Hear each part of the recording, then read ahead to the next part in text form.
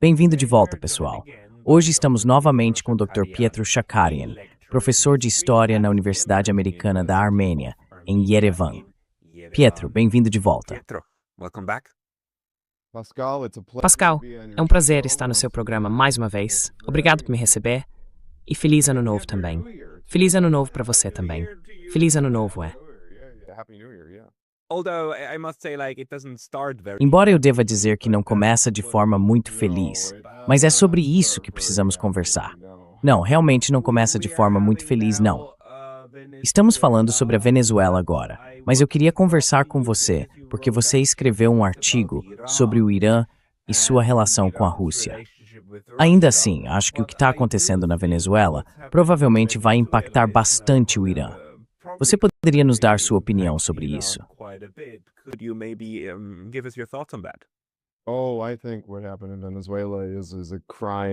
Eu acho que o que aconteceu na Venezuela é um crime contra a humanidade, um crime contra o direito internacional. Quer dizer, isso me parece absolutamente insano. Na verdade, podemos até dizer que, a guerra do Iraque, por mais terrível que tenha sido, pelo menos o Bush tentou ir à ONU. Isso aqui nem isso. O Trump nem está fazendo isso. O Trump simplesmente está indo direto para derrubar o líder. Quer dizer, isso é simplesmente atroz. O que posso dizer? Acho que, sim, é um desastre. E também acho que é um aviso ao Irã sobre a verdadeira agenda do governo Trump. Apesar da retórica que ouvimos quando Trump estava concorrendo, de que sou o presidente da paz, certo? América em primeiro lugar, e vamos ter, digamos, um momento de retorno para casa, de que não teríamos guerras eternas. Right, that we're not going to have forever wars, right? Even he brought in Tulsi Gabbard into the administration. Certo. Ele até trouxe Tulsi Gabbard para a administração. E, aliás, Tulsi Gabbard havia condenado anteriormente esse tipo de tentativa de mudança de regime na Venezuela. Agora o que temos é um Trump que está realmente uma espécie de imperialismo. Quero dizer, como ele mesmo disse, é imperialismo pronto para atacar. Ele usa esse termo em referência ao Irã, porque recentemente houve protestos lá que parecem estar novamente preparando, ou poderíamos dizer amaciando, o terreno no Irã para uma nova rodada de conflito com Israel. Então é isso que estamos vendo agora. Acho que é completamente, completamente atroz e ilegal. E o que se pode dizer sobre isso? Está jogando fora toda a ordem internacional do pós-Segunda Guerra Mundial.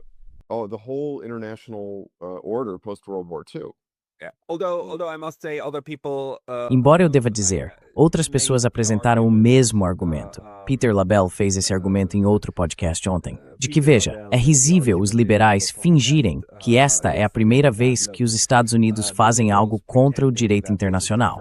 Certo, quero dizer, essa é uma tradição muito antiga, especialmente na América do Sul, dos Estados Unidos, simplesmente entrarem e fazerem uma enorme, digamos, intervenção sob o pretexto de aplicação da lei.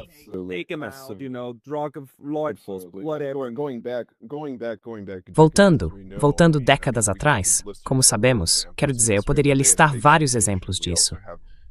Temos a invasão da Baía dos Porcos, também temos, você sabe o que aconteceu com Allende, certo? A inserção do Sr. Pinochet no Chile.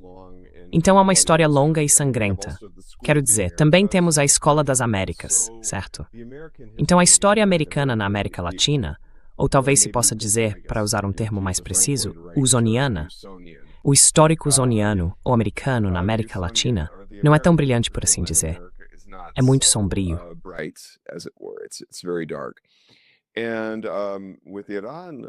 E com o Irã, as implicações são muito diretas. Se eu estivesse assistindo a isso em Teherã, estaria tomando notas, porque não é bom. Além disso, o que é interessante, e quero mencionar isso bem rápido, Pascal, desculpe, com licença, é como a chamada liderança liberal na União Europeia está elogiando Trump por isso. Eles dizem, você sabe, isso é justificado porque nunca reconhecemos Maduro como um presidente legítimo. Ok, tudo bem para vocês. Mas o problema é que, no fim das contas, é completamente ilegal para um país assim. Isso é assunto da Venezuela, certo?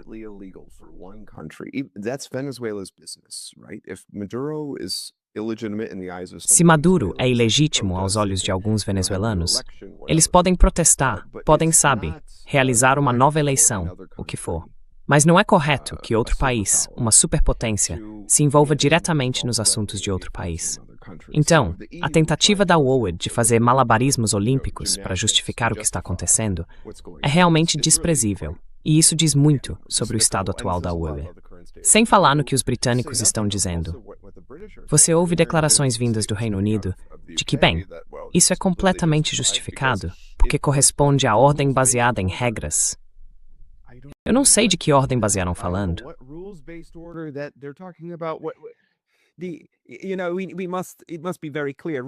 Sabe, é preciso deixar muito claro. Ordem internacional baseada em regras é um termo totalmente inventado pelos americanos. Ele ganhou popularidade mais ou menos durante o governo do Sr. Biden. A ordem internacional baseada em regras não é uma coisa real. O direito internacional é uma coisa real.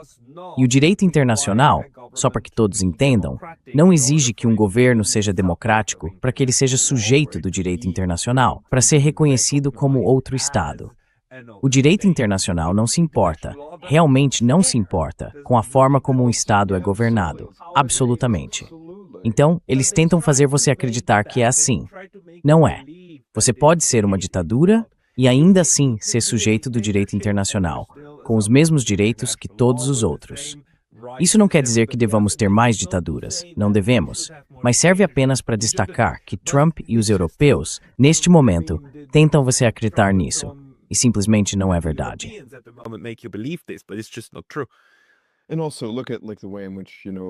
E também, observe a forma como o direito internacional, ou melhor, a ordem internacional, está sendo conduzida. É isso que queremos agora, e cada vez mais, com a multipolaridade, estamos tendo um tipo de ordem mundial mais democrática. E a chamada ordem baseada em regras, ou pelo menos a interpretação dela. Bem, sejamos generosos e digamos que talvez as regras devam ser o direito internacional, certo? Mas essa não é a interpretação adotada nos Estados Unidos. A ideia de uma ordem baseada em regras lá é que, bem, nós fazemos as regras, nós mandamos e precisamos impor nossa hegemonia global sobre todos os outros, o que não é nada democrático.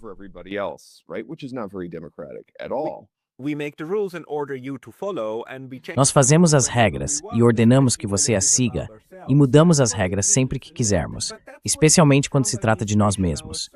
É isso que significa. É isso que o governo Trump agora afirma, e é isso que eles fazem. E isso vai simplesmente se tornar um fato, assim como Israel está implementando um genocídio como um fato. Absolutamente.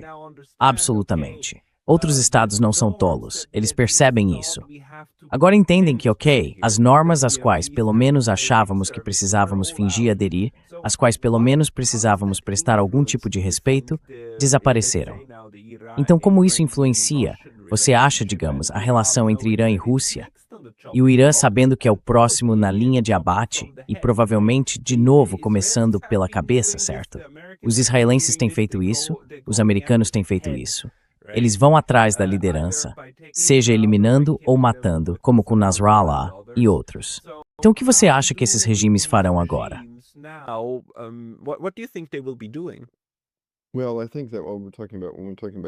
Bem, eu acho que quando estamos falando sobre o Irã, estamos realmente... Bem, Pascal, nós frequentemente falamos sobre essa ideia de mudança de regime. Mas quando se trata especificamente do Irã, estamos realmente falando sobre remoção de regime. É algo um pouco parecido com o que vimos na Venezuela, mas nesse caso, tratava-se basicamente da remoção de um homem, porque no fim das contas, o governo dele ainda está lá. Eles estão muito irritados, e agora vemos pessoas protestando nas ruas de Caracas. Mas em relação ao Irã, a ideia para Israel é talvez, antes de tudo, remover a República Islâmica, mas também talvez substituí-la, talvez trazer o filho do Shah, como sabemos, ou transformar o Irã em uma segunda Síria, onde existam essas repúblicas separatistas.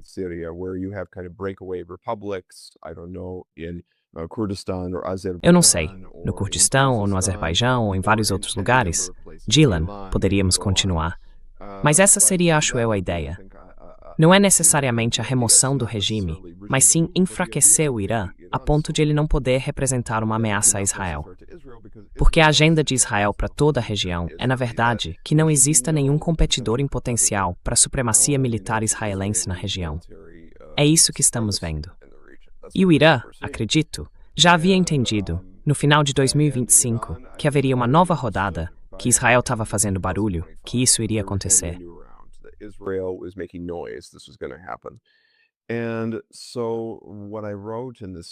Então, o que escrevi neste artigo mais recente sobre o Irã e a Rússia é que, em 17 de dezembro, o Sr. Araghchi e o Sr. Lavrov se reuniram em Moscou e concordaram em, digamos, uma espécie de apólice de seguro contra esses novos ataques. A intenção era realmente ajudar a reforçar, ou digamos, solidificar ainda mais, o apoio russo ao Irã neste momento. Porque, como sabemos e como mencionei em episódios anteriores do seu programa, o Irã é crucial para o BRICS, e especificamente para a Rússia e a China, pois é preciso enxergá-lo como um, digamos, de conexão.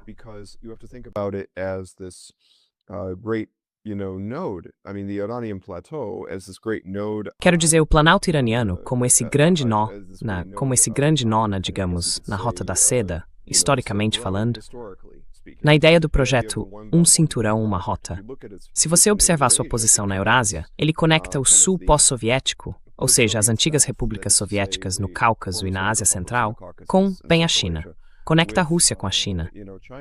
Está em uma posição muito estratégica. Então, se o Irã fosse completamente desestabilizado, se tornasse fragmentado, se o filho do Shah assumisse e instalasse, digamos, um governo pró-Ocidente, pró-Israel, pró-OTAN no Irã, isso seria um grande golpe para a segurança da Rússia e da China, um grande golpe para o BRICS e um grande golpe para a ascensão da multipolaridade.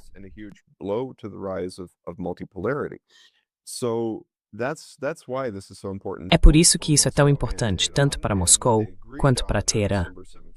O que eles concordaram, em 17 de dezembro, foi em intensificar as consultas entre seus ministérios das relações exteriores e realmente definir a agenda para isso ao longo de um período de 3 anos.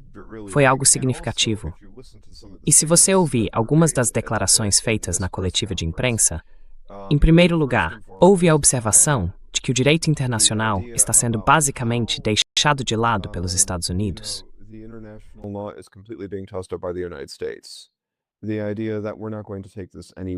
A ideia é que a Rússia e o Irã estão dizendo: não vamos mais aceitar isso. Não vamos permitir que os Estados Unidos e o Ocidente destruam a ordem internacional. E isso inclui, aliás, a União Europeia, porque a UE tentou, ou de fato, chegou a restabelecer sanções contra o Irã. A Rússia e a China se opuseram a isso. Então, há essa espécie de afirmação de que eles não vão deixar isso acontecer novamente, e de que os Estados Unidos não deveriam sentir esse senso de impunidade. Esse foi o termo usado por Araghchi. Aliás, eles não deveriam sentir a impunidade de fazer o que quiserem. E podemos ver claramente que esse senso de impunidade continuou em 2026, com a situação na Venezuela.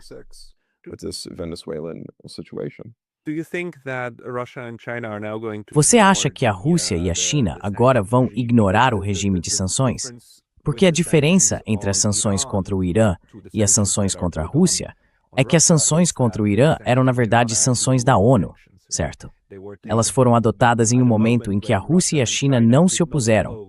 Uma forma de sancionar o Irã caso tentasse obter armas nucleares. Mas todos nós entendemos agora que os Estados Unidos estão usando essa ferramenta, e os europeus também. O fato de haver uma resolução do Conselho de Segurança basicamente permite que eles anulem qualquer tentativa dos iranianos de chegar a algum tipo de entendimento com os demais, certo? Então você acha que a Rússia agora vai simplesmente começar a ignorar as sanções da ONU?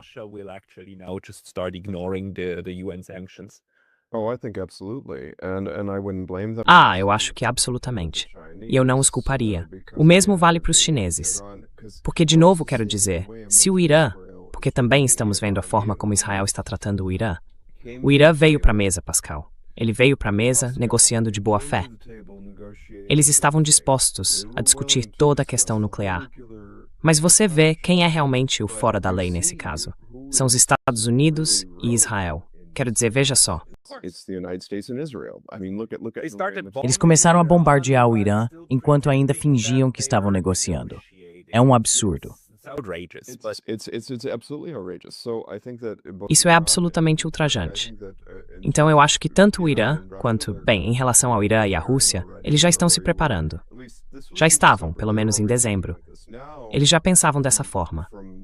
Agora, pelo que entendo dos relatórios que estou recebendo, essa cooperação na verdade se intensificou ainda mais à luz dos acontecimentos recentes no Vietnã, sobre os quais falaremos em breve. Mas a ideia é que eu acho que a Rússia e a China absolutamente não vão concordar com essas sanções.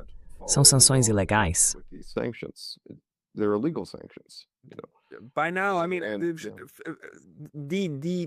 Até agora, quero dizer, o consenso é que elas são realmente legais, porque vem do Conselho de Segurança. Mas, de fato, tornaram-se uma ferramenta muito desagradável, apenas uma caixa de pressão. Um dos problemas que tivemos, e que é meio difícil para muitos de nós compreender, é que foram os iranianos que, até agora, resistiram a formar uma aliança militar completa com a Rússia. Foram eles que disseram: estamos felizes em cooperar e colaborar, mas nada de aliança completa, nada de garantias mútuas de segurança.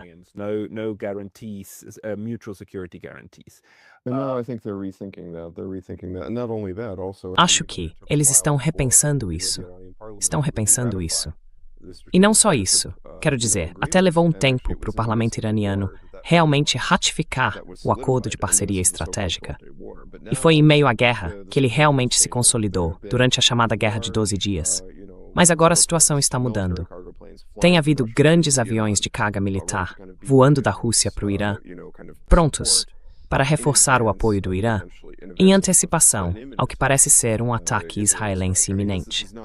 Quero dizer, isso já nem é mais uma possibilidade. Estamos falando de algo que pode acontecer muito em breve.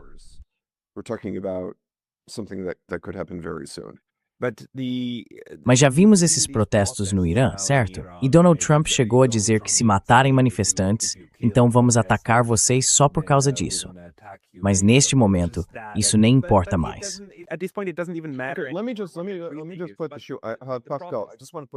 Deixe-me inverter a situação. Imagine se o presidente Pezeshkian publicasse uma declaração no Twitter dizendo algo como: olhem para esses protestos em, digamos, Nova York, contra o genocídio em Gaza. Os protestos pró-Palestina, certo? Se o presidente Trump ousar atirar em qualquer manifestante lá, nós iremos intervir, prontos e armados militarmente, nos assuntos americanos. Dá para imaginar?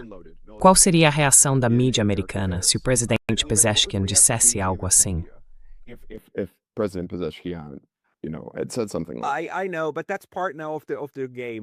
Eu sei, mas isso faz parte do jogo agora, não é? O agressor pode ameaçar a vítima, e todo mundo simplesmente aceita isso. Mas então, o que isso causa? Quero dizer, o que esses protestos realmente significam? Não consigo entender mais nada. Se isso realmente significa algo, se há uma verdadeira revolta popular, ou se é apenas outro tipo de protesto de rua patrocinado pela CIA que pode ser incitado a qualquer momento.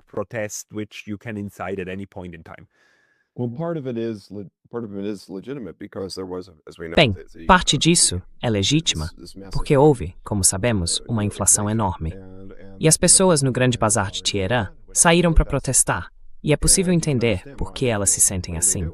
Então, em certo nível, é completamente legítimo. Além disso, devemos considerar o fato de que o Irã, por causa das sanções, teve de se tornar muito autossuficiente em termos agrícolas, e isso colocou pressão sobre o abastecimento de água no país. Portanto, também há descontentamento em relação à escassez de água. Mas, dito isso, o descontentamento genuíno está sendo explorado por atores externos, que não são tão inocentes assim.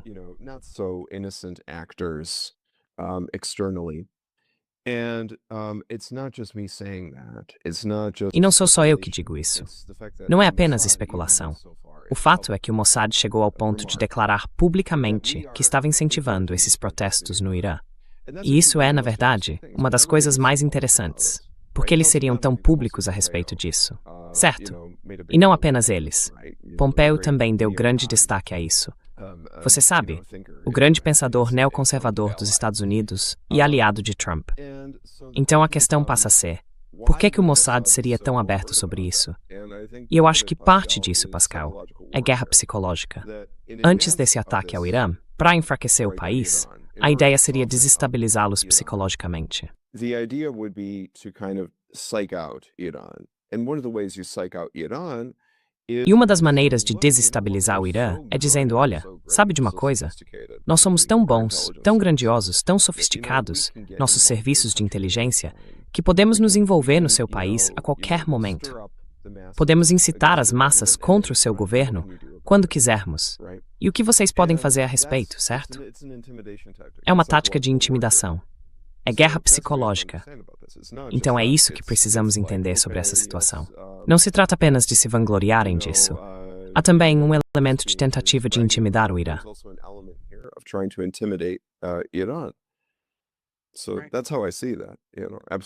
É assim que eu vejo a situação, com certeza. E também é preciso pensar no que isso é, no que isso tem potencial para fazer. Quero dizer, isso tem o potencial de desestabilizar o país e tudo mais. Mas no geral, Pascal, acho que a grande maioria das pessoas no Irã não está interessada em derrubar o governo. Elas não estão interessadas em trazer de volta o filho do Shah. Certo? Houve relatos de alguns, talvez estudantes iranianos, que estariam sendo incentivados pelo Mossad a trazer de volta o filho do Shah. Posso te garantir que isso não está nos planos. Isso não vai acontecer. Ele nem tem tanto apoio assim, nem mesmo na diáspora iraniana. He doesn't even have that much support, even in the Iranian diaspora. No, but you don't need that. You don't need a lot of support. Não, mas você não precisa disso. Você não precisa de muito apoio. Já vimos como os Estados Unidos conseguiram se livrar do Sr. Yanukovych na Ucrânia e substituí-lo pelo Sr. Poroshenko, que não tinha tanto apoio assim. Quero dizer, no fim tudo bem, houve uma votação e tal, mas depois ele foi substituído por Zelensky, que foi eleito com um mandato de paz. Não vamos esquecer disso. Vemos como eles se livraram do Sr. Maduro, tendo ou não apoio popular. Quero dizer, o que é preciso é pagar algumas pessoas nas Forças Armadas e na administração, aparentemente além de uma intervenção de choque e pavor, e então podem dizer grande sucesso. Então essa é a outra forma de intimidação. E vocês, nós vamos matar vocês, aliás. Não vamos apenas tirar vocês do poder, vamos matar vocês. Então, como você acha que os iranianos vão tentar lidar com isso agora?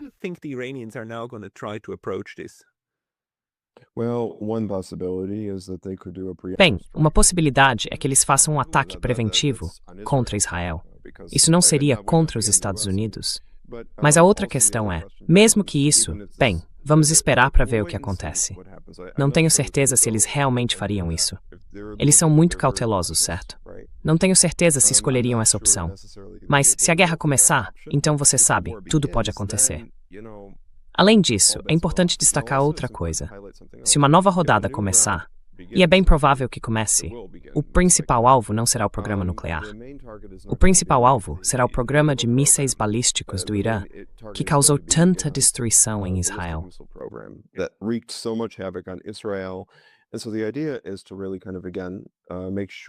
Então a ideia é realmente, mais uma vez, garantir que não haja nenhum competidor estratégico para Israel na região. Eliminar as defesas do Irã. Acho que esse vai ser o principal alvo. Além disso, novamente, a remoção do regime, enfraquecer de fato o governo. Esse seria o objetivo. Agora, qual seria a resposta do Irã nesse ponto? Quero dizer, especialmente se os Estados Unidos estiverem envolvidos. Eles poderiam atingir vários alvos no Golfo Pérsico, certo?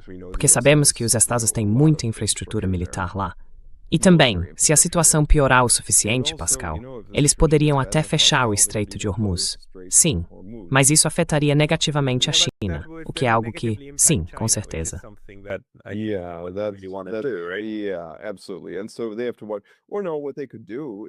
Então eles têm que observar. Ou não. O que eles poderiam fazer é um fechamento seletivo do Estreito de Hormuz. Eles poderiam permitir, sabe, que alguns navios passassem, talvez fazer uma exceção para os chineses, mas não fazer uma exceção, digamos, para o Ocidente e para os Estados Unidos. Então há maneiras de eles fazerem isso, mas vamos esperar para ver o que acontece a seguir. E novamente, como eu disse, grandes aviões de carga estão chegando da Rússia ao Irã. Também temos Putin.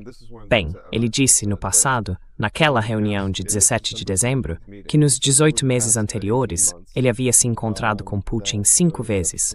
E ele disse que esse não é um número insignificante.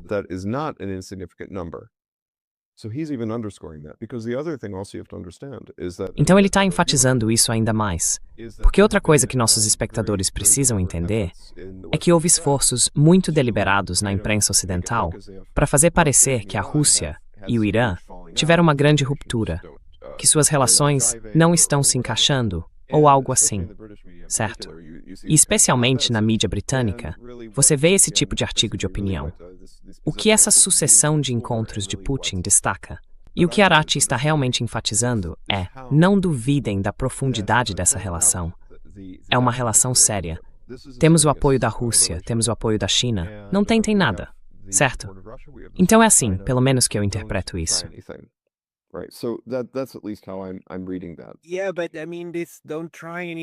Sim, mas quero dizer, não tente nada. Acho que isso realmente não funciona. Vimos o que aconteceu com Bashar al-Assad. Obviamente, Israel sonha em fazer um grande Síria com o Irã, certo? E não havia nada que a Rússia pudesse fazer. A Rússia tentou apoiar Assad, tentou atirar nas hordas de Al-Jolani que se aproximavam, mas não adiantou. Não adiantou. Quero dizer, qual é o...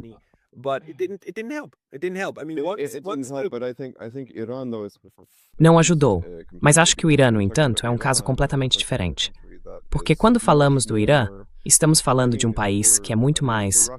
Bem, quero dizer, para a Rússia, é claro, a Síria é estrategicamente muito importante.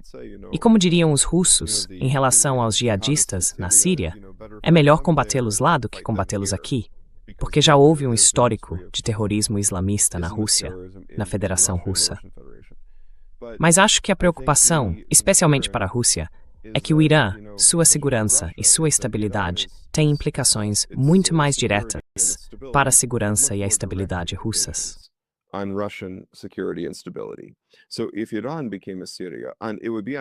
Então, se o Irã se tornasse uma nova Síria, estaria na porta da Rússia. E as implicações de segurança disso seriam enormes, especialmente porque faz fronteira com as antigas repúblicas soviéticas, o Cáucaso e a Ásia Central. Há questões comuns ali, que eles, aliás, reiteraram nesta coletiva de imprensa. Eles falaram sobre sua oposição compartilhada à entrada de atores externos na região. Certo, não é algo tão grave, quero dizer. É claro que há esforços para infiltrar a Ásia Central, mas a ameaça mais imediata para a Rússia e o Irã, agora, é a região do Cáucaso.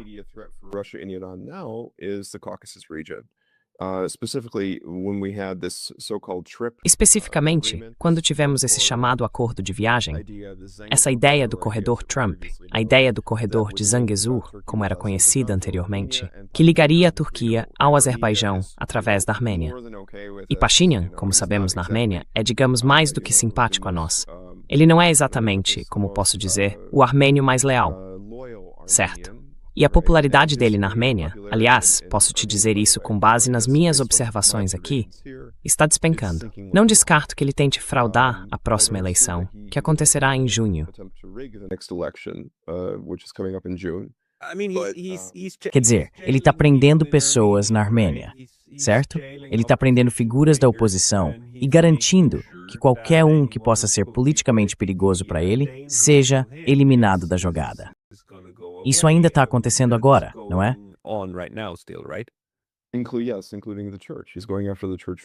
Sim, incluindo a igreja. Ele está indo com tudo contra a igreja. Na verdade, agora ele está declarando um esforço para reformá-la. Mas quanto mais ele se aprofunda nesse assunto, mais acredita que pode alcançar o que quer se pressionar o suficiente. No entanto, isso está gerando o efeito oposto. As pessoas estão realmente começando a reagir contra ele, pela primeira vez, de forma significativa nesse ponto.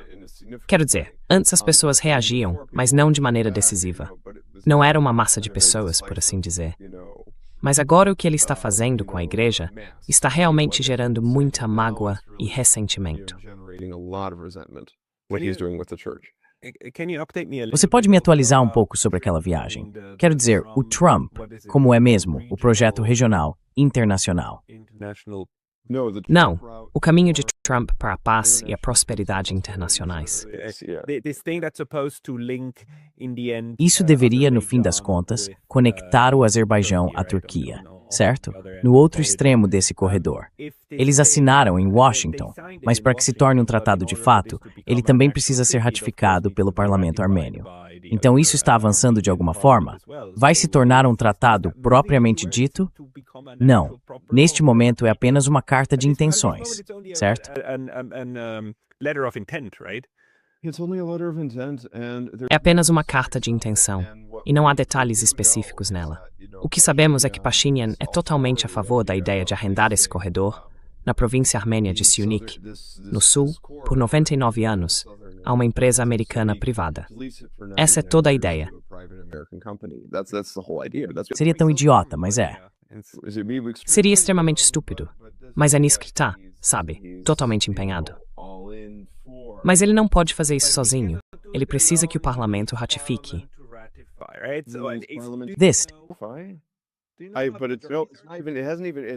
Essa discussão ainda nem começou, Pascal. Então, nós nem sabemos os detalhes. Nós nem sabemos as especificidades dessa empresa americana privada que estaria administrando algo assim. Ainda está tudo muito vago, mesmo nesse ponto do processo. Não vejo isso se concretizando tão cedo. Mas ainda assim, isso não o torna menos ameaçador aos interesses da Rússia e do Irã. A Rússia, no último mês, dezembro, tem se manifestado de forma muito enfática em sua oposição a isso. Eles disseram que se houver algum corredor ali, eles é que devem administrá-lo. As tropas deles é que devem estar no comando. E insistiram que não deve ser um corredor extraterritorial, fora da administração armênia, que deve permanecer sob a lei armênia, com tropas russas estacionadas ali.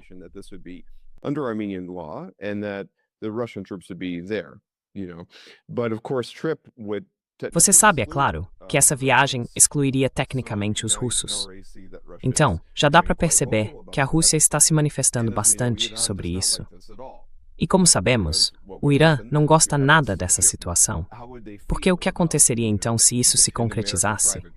Como eles se sentiriam com uma empresa privada americana tendo influência bem ali na fronteira norte do Irã, onde Israel também poderia estar envolvido em várias atividades muito questionáveis? Já quando falamos sobre Karabakh, como mencionei em um dos artigos que escrevi no passado, aquelas áreas de Karabakh que faziam fronteira com o Irã, que ficavam ao longo da fronteira iraniana e foram retomadas pelo Azerbaijão, o que aconteceu? O Azerbaijão, basicamente, as entregou a Israel. Eles permitiram que a inteligência israelense passasse a operar nesses distritos agora.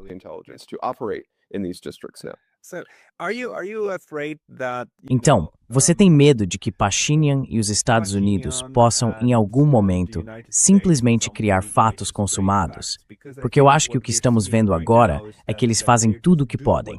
Quero dizer, eu não ficaria surpreso se um dia o Pashinyan aparecesse novamente em Washington, assinasse um papel e no dia seguinte houvesse uns 200 contratados, depois um dia depois 400 e mais um dia depois 600, incluindo o pessoal militar dos Estados Unidos, que simplesmente aparecesse e dissesse, querem se livrar de nós?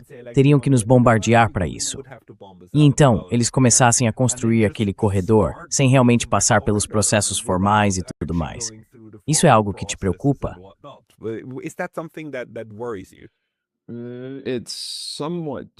De certa forma, sim, mas não é realmente uma questão principal, porque posso te dizer, com base no que estou observando aqui em Yerevan, que há um certo distanciamento crescendo entre Pashinyan e seus apoiadores ocidentais. Por exemplo, se você olhar para o Azatutun, que é a filial armênia da Radio Free Europe e Radio Liberty, de repente a cobertura deles sobre Pashinyan se tornou muito negativa. Ah, é mesmo? O que é bem interessante. É. E também estou recebendo outros relatos muito confiáveis de que os Estados Unidos estão cada vez mais insatisfeitos com Pashinyan. Além disso, é preciso considerar outra coisa, alguns efeitos objetivos, porque Pashinyan recentemente recebeu um impulso, como mencionei no meu artigo mais recente sobre a Rússia e o Irã, aliás. That he got some boost, he got some support from the EU. I mean, Kaja Kallas. Ele recebeu algum apoio da União Europeia. Quero dizer, Kaja Kallas fez esses comentários de que vamos apoiá-lo financeiramente em sua campanha de reeleição para combater a desinformação e assim por diante. Uma tentativa de replicar o cenário da Moldávia na Armênia. Mas há diferenças muito sérias entre a Moldávia e a Armênia. Claro, há muitas semelhanças em termos de tamanho. É uma república pós-soviética, como sabemos, e tudo mais. Mas antes de tudo, a Moldávia está fisicamente muito mais próxima da União Europeia. O ex-presidente da Romênia, Băsescu, na verdade impulsionou, ele meio que avançou esse esforço para tornar os moldavos cidadãos romenos. To kind of make Moldovans Romanian citizens. And so what we end up having now is a large Moldovan. E o que temos agora é uma grande diáspora moldava na Europa, que de certa forma tem ajudado Sandu a se tornar presidente e tudo mais. Mas essa dinâmica não existe no caso da Armênia. Há uma grande diáspora armênia, como sabemos, uma diáspora muito conhecida e numerosa, mas mesmo dentro dela há muita oposição a Pashinyan. E nem todo armênio da diáspora é cidadão armênio com direito a voto nas eleições. Isso é um ponto. O outro ponto é o fato de que a economia armênia depende muito da economia russa. Ela é tão integrada a ela que seria muito difícil tirar a Armênia dessa esfera eurasiática. Seria extremamente difícil fazer isso.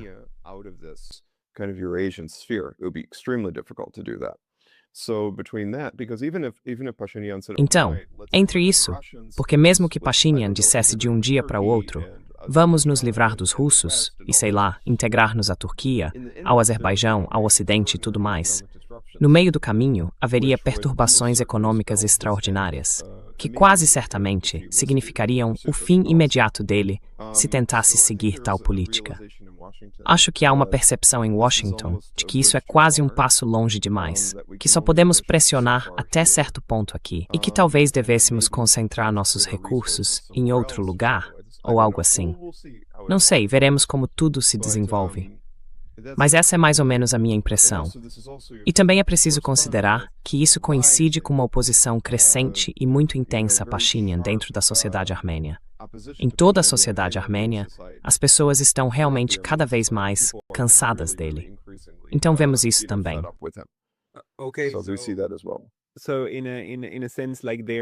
Então, de certo modo, no sul do Cáucaso, neste momento, parece que vai haver um pouco mais de calma. Pelo menos, não a tempestade que parece estar se formando em outros lugares. Não parece que venha de lá agora.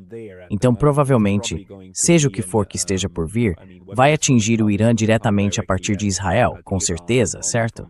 Não algum tipo de cerco adicional ao Irã, como se poderia esperar.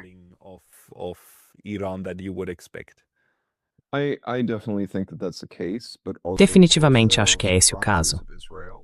Mas também, é claro, existem os representantes de Israel. Quero dizer, veja o Azerbaijão.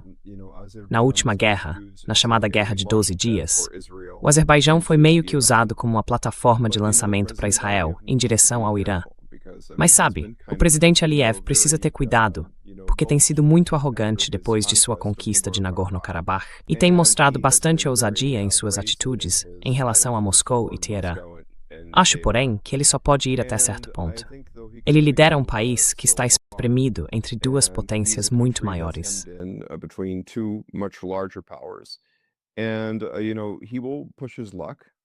E você sabe, ele vai testar a sorte. Mas em algum momento, ele precisa perceber que há um limite até onde se pode ir. Quero dizer, ele pode dizer, sou uma grande potência média, talvez até uma grande potência no Cáucaso, uma superpotência no Cáucaso. Ele pode até chegar a dizer isso. Mas a realidade é que ele lidera um país pequeno, cercado por uma grande potência regional ao sul, que é o Irã, e uma superpotência ao norte, que é a Rússia. E nesse cenário, os Estados Unidos spodulapse tanta. Er is the tijdstad, tan certo ponto. Turkey can only help so much. And so, então, sabe, ele só pode.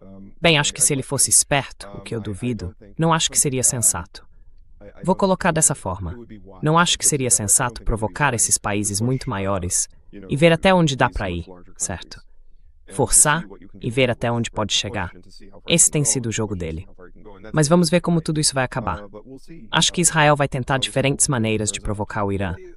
Não vai ser apenas um ataque direto de Israel ao Irã.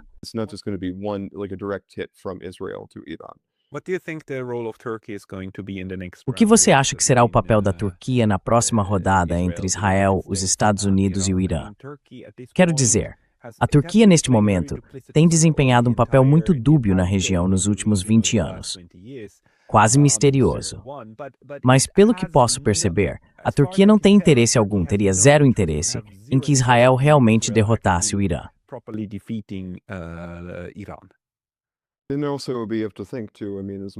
E também precisamos pensar, quero dizer, por mais que falemos sobre um ataque israelense ao Irã e a desestabilização do Irã, certo? Do ponto de vista de alguns nacionalistas turcos, se existisse um Azerbaijão iraniano independente, eles poderiam gostar disso ou algo assim. Mas no fim das contas, também acho que isso poderia levar a um Kurdistão independente, o que criaria novos problemas para a Turquia também. Um cenário como esse, desestabilização regional, teria implicações de segurança muito negativas para a Turquia. A Turquia não iria querer isso. Além disso, há oposição na Turquia, como você sabe, como eu sei, como todos sabem, dentro da sociedade turca, ao que Israel está fazendo em Gaza.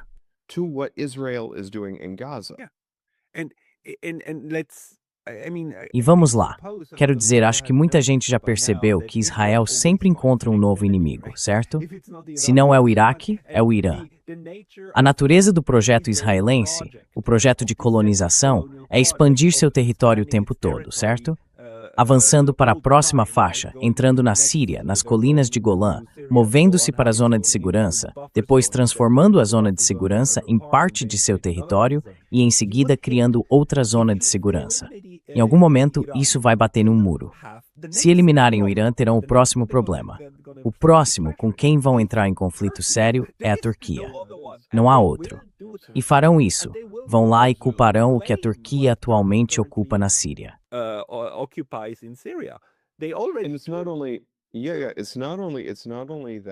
Não se trata apenas, digamos assim. Não se trata apenas da ideia geopolítica do grande Israel. Também existe, Pascal, essa noção de que Israel não quer que nenhum país da região possua algum tipo de superioridade militar. A ideia é que Israel precisa ser a principal potência militar da região, e eles não tolerariam que ninguém atrapalhasse isso. Então, se o Irã for eliminado, o próximo passo lógico seria, como você disse, a Turquia. E também, quero dizer, isso depende do que acontecer internamente no Egito. No momento, com o Sisi, Israel não tem problema, porque no fim das contas, Sisi é basicamente um fantoche. Mas a ideia é que ninguém sequer pense em levantar a mão contra nós. Essa seria a ideia completa.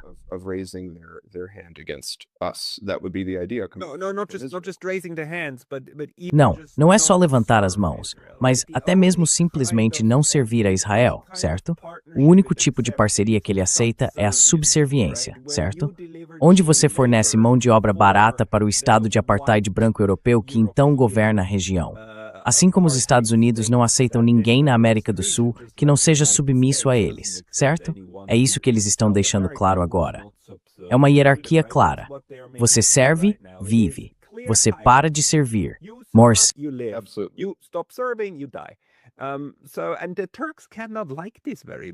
Então os turcos provavelmente não gostam muito disso, vendo como, bem, há algumas questões aí no fim das contas. E também, como sabemos, a Síria, eles meio que, dividiram aquilo como uma torta, e ficou por isso mesmo. Mas acho que você tem razão em dizer que a Turquia deve ficar atenta, porque se o Irã for eliminado, quem será o próximo da fila?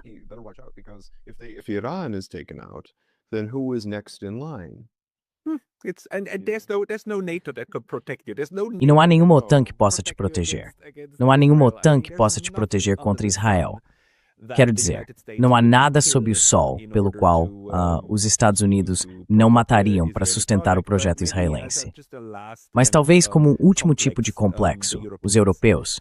Qual é a sua opinião sobre o papel deles nessa região agora, sob essas novas premissas de 2026? Voltamos ao mundo do século XIX? Porque, por um lado, eles falam muito, por outro, não may nem assim.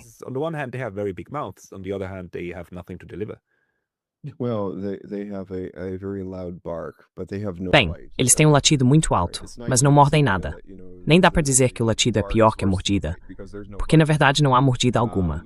E no fim das contas, o outro problema com a UE é que todas as declarações que saem de Bruxelas basicamente repetem o que vem de Washington. Não há nenhuma autonomia ali, Pascal. E há um fosso crescente em tempos de crise. uma distância cada vez maior entre as elites europeias e as populações da Europa. Não sei quando isso vai chegar ao limite, mas não vai durar para sempre. I don't know when that's going to come to a head, but that's not going to last forever.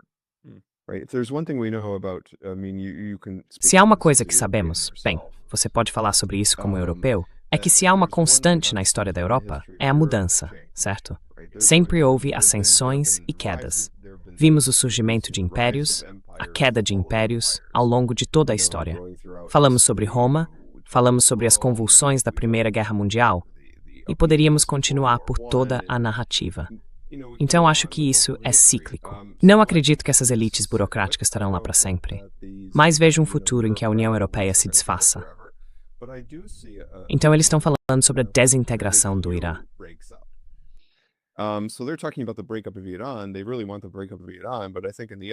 Eles realmente querem a fragmentação do Irã.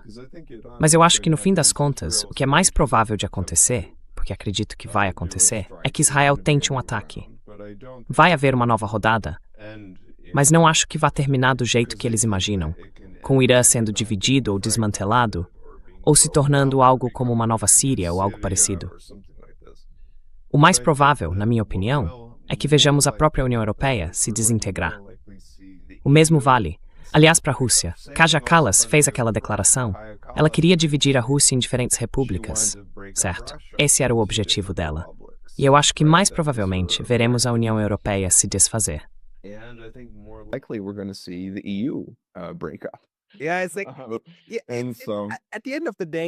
No fim das contas, eu acho que isso vem de alguém que é basicamente uma figura simbólica de uma união econômica glorificada, composta por 27 países membros, não repúblicas membros, países membros.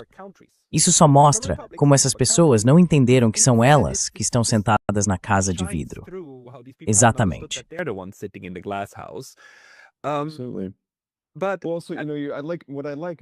O que eu gosto é de como você sempre compara as coisas ao RSS. Você faz esse tipo de paralelo.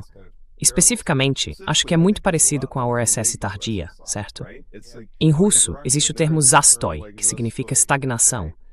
Quando falamos de Brezhnev, do período de Brezhnev e Chernenko e desses caras, é exatamente isso em que estamos agora na UE, certo?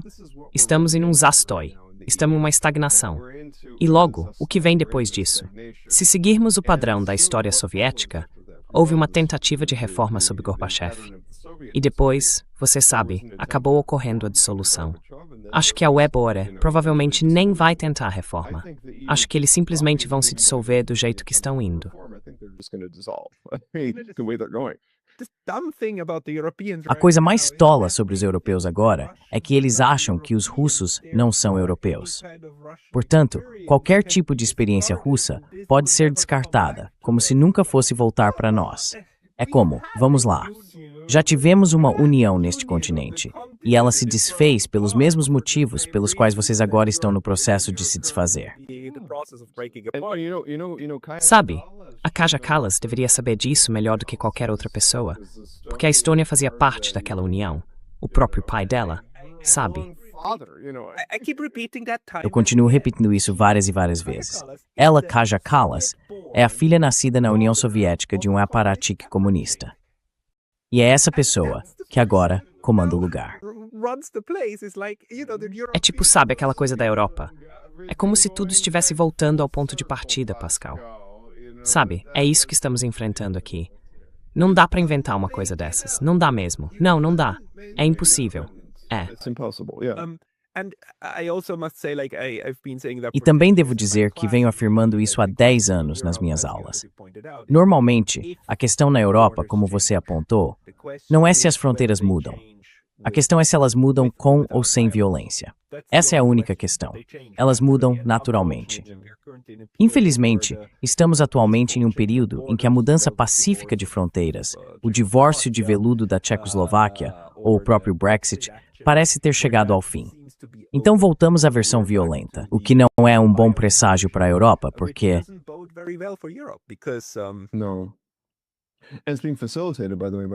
E isso está sendo facilitado, aliás, pelas elites europeias, porque as elites europeias estão observando em tempo real, seja o Reino Unido, que como sabemos não faz mais parte da União Europeia, mas ainda assim, o Reino Unido. E você sabe von der Leyen ou Kaja Kallas, basicamente endossando o que Trump está fazendo com a Venezuela. Quero dizer, quando você endossa a lei da selva, quando você apoia o desmantelamento do direito internacional, o que você acha que vai acontecer? Isso vai acabar voltando e atingindo você. Você pode achar que está imune a isso, mas sabe de uma coisa?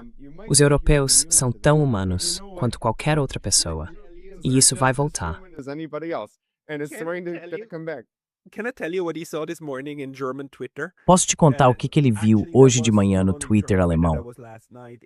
Na verdade, não foi só no Twitter alemão. Isso também passou no noticiário da noite, na Alemanha ontem. O principal, acho, o primeiro grande canal alemão. Eles entrevistaram esse... esqueci o nome dele. Um completo idiota. Tento não lembrar o nome, mas eles entrevistaram esse cara sobre o que a intervenção na Venezuela significa. Então a âncora realmente perguntou: bem, se o Trump agora entrou na Venezuela para tirar aquele cara de lá, será que ele pode cumprir a ameaça de tomar a Groenlândia, que ele já mencionou? Será que ele faria isso? E então esse idiota completo disse algo como, sabe, ele meio que fez uma coisa boa ao tirar aquele cara, porque ele era um homem mau. E depois acrescentou, a doutrina Monroe se refere apenas ao hemisfério ocidental, e a Groenlândia faz parte da Europa. Portanto, isso não se aplica a ela.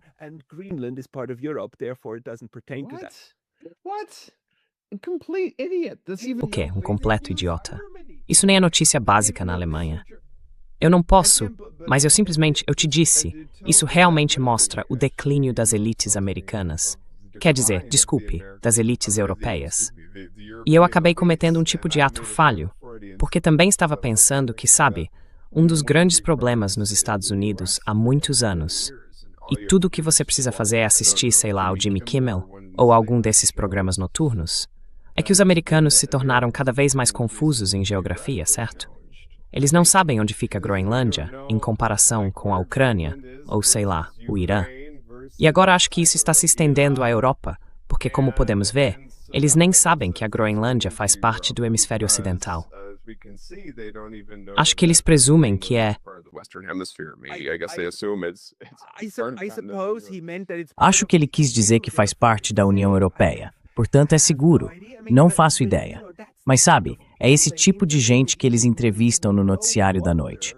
Não é de se admirar que os europeus estejam completamente perdidos. A propaganda agora está se devorando. Está devorando o próprio povo.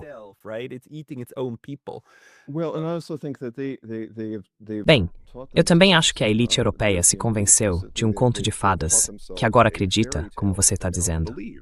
Quero dizer, quando o Sr. Borrell disse, sim, o mundo todo é uma selva e a Europa é um jardim, certo? Como se nada pudesse nos afetar aqui na Europa. Aquela coisa racista, aquela coisa racista. Mas sabe de uma coisa? No fim das contas, a Europa é tão suscetível às violações do direito internacional de Trump quanto qualquer outro lugar.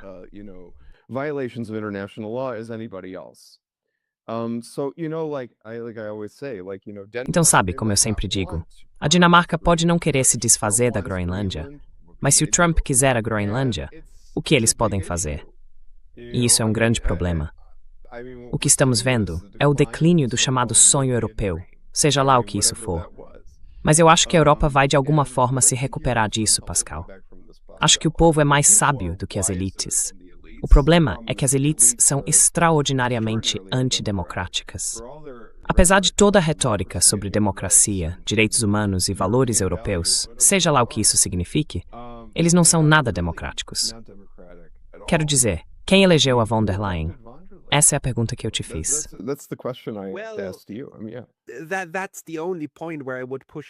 Esse é o único ponto em que eu discordaria um pouco, porque veja bem, quem elegeu o Merz? Quem elegeu? Bem, quero dizer, em uma democracia parlamentar é assim que funciona. Então eu deixaria esse ponto um pouco de lado. É como sabe, o processo eleitoral parlamentar funcionou. O problema é que todo o sistema é uma farsa na forma como produz líderes. Mas a legitimidade está lá, pelo menos no papel. E também, olhe para o Macron na França. Quero dizer, aí está outro que está completamente fora de sua profundidade. Sim, esse foi eleito, infelizmente. Yeah, that one was elected, unfortunately. So, Eu sei. Direto ao seu ponto. but then again, you Mas por outro lado, sabe, você vai até um prisioneiro no corredor da morte e pergunta: você quer ser enforcado ou quer ser fuzilado? E então, você escolheu, certo? Quero dizer, por que reclamar? Então é mais esse tipo de problema. Concordo com isso. É a escolha que estão te dando. selection you're being given. Sim, com certeza, Pascal. Infelizmente, você está completamente certo. Maybe very last thing. Talvez uma última coisa. O que você está observando agora, no comecinho de 2026, que acha que as pessoas deveriam ficar de olho? An eye on. Oh, definitely keep an eye on Iran, because that's going to be the next big conflict. Definitivamente fique de olho no Irã, porque esse vai ser o próximo grande conflito, a próxima grande tentativa, digamos assim, de mudança de regime, remoção de regime, seja lá como quiser chamar. E sabe, se Israel e os Estados Unidos tiverem sucesso nisso, isso vai ter implicações estratégicas enormes para o BRICS e para a Eurásia, no fim das contas, eu acho. Mas também, eu não deixaria de lado o impacto dessa questão da Venezuela. Essa violação tão flagrante do direito internacional pelos Estados Unidos. E dizer flagrante é quase um eufemismo, porque foi realmente algo terrível. Isso vai fazer com que mais países passem a lidar com os Estados Unidos de uma forma muito mais cautelosa. Approach America in a much more cautious way. What I'm trying to say is that this was a watershed moment. O que estou tentando dizer é que este foi um momento decisivo, no qual o poder brando americano, que já vinha declinando nos últimos anos, agora realmente chegou ao seu ponto mais baixo. As pessoas não vão mais acreditar nessa retórica de democracia e liberdade, ou qualquer outra coisa vinda dos Estados Unidos, porque dirão: bem, isso está sendo usado apenas para justificar essas aventuras imperialistas no exterior e tudo mais. E isso não é sério. Isso não é liberdade terrestre,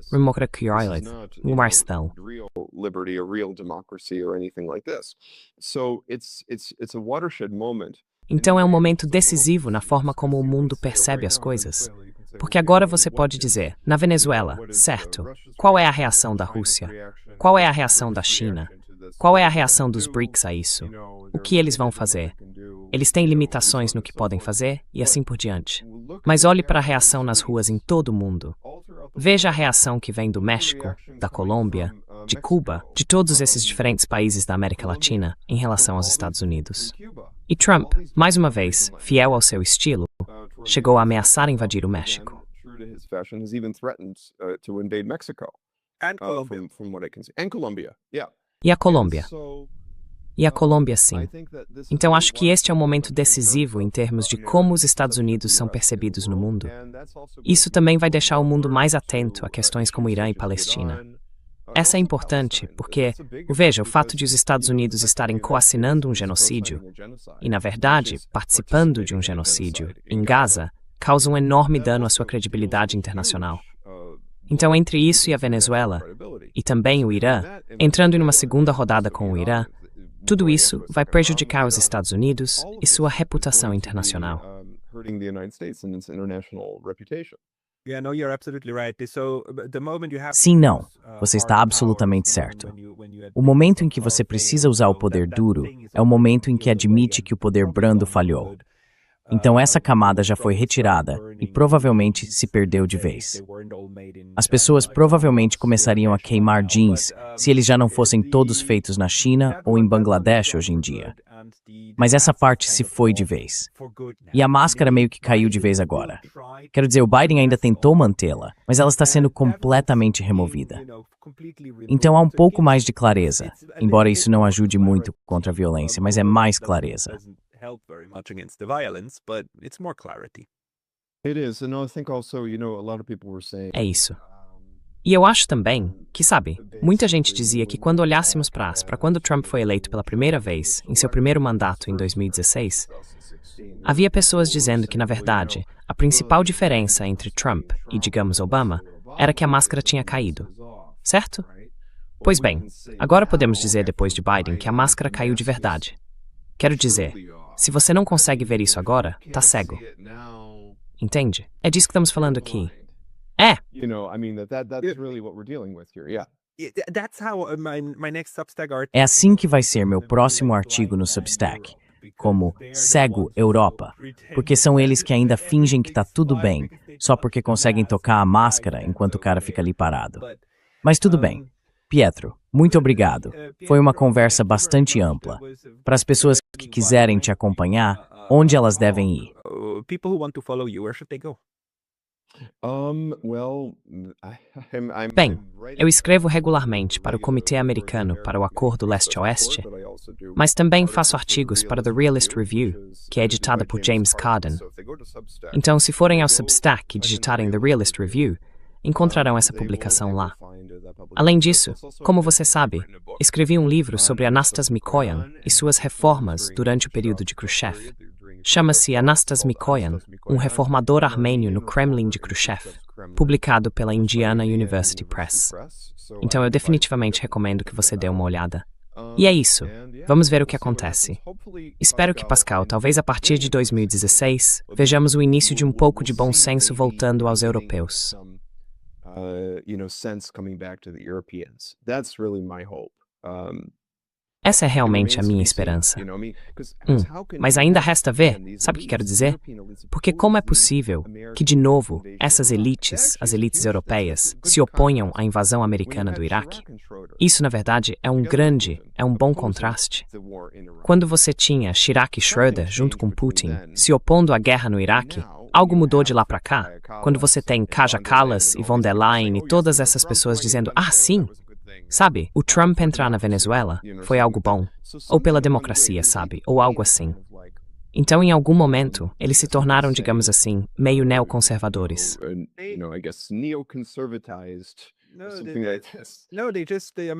Não. Os americanos intensificaram o projeto da rede transatlântica deles. Quero dizer, eles simplesmente se jogaram de cabeça, certo? E essa rede transatlântica é profunda, é antiga e é relativamente grande. O grupo de talentos também ainda está disponível, então não vejo isso mudando tão cedo. E curiosamente você cometeu um pequeno deslize ali, porque disse 2016. Se fosse 2016, eu realmente concordaria. Eu diria que ainda há esperança de a Europa se recuperar. Mas em 2026, tenho que dizer, eu não sei. Quero dizer, eles ainda não percebem isso.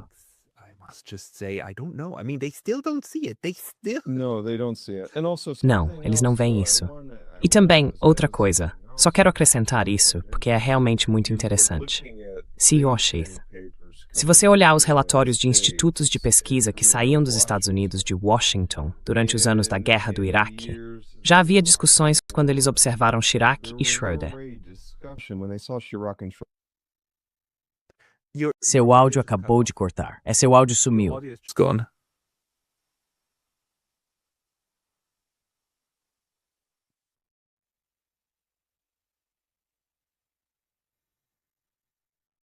Simplesmente sumiu. Não te on.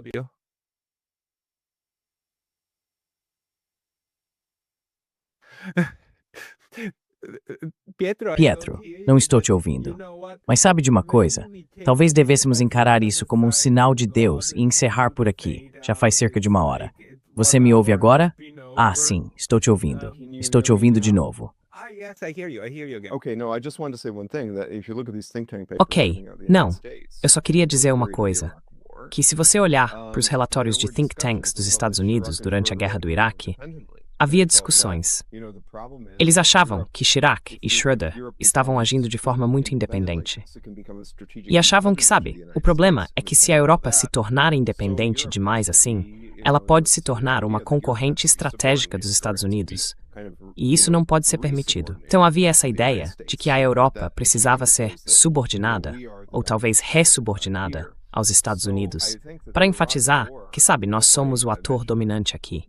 Então eu acho que a guerra do Iraque, e é por isso que a mencionei, foi um momento importante em que muitas pessoas da elite americana pensaram, precisamos conter a Europa. E vemos a culminação disso hoje, infelizmente.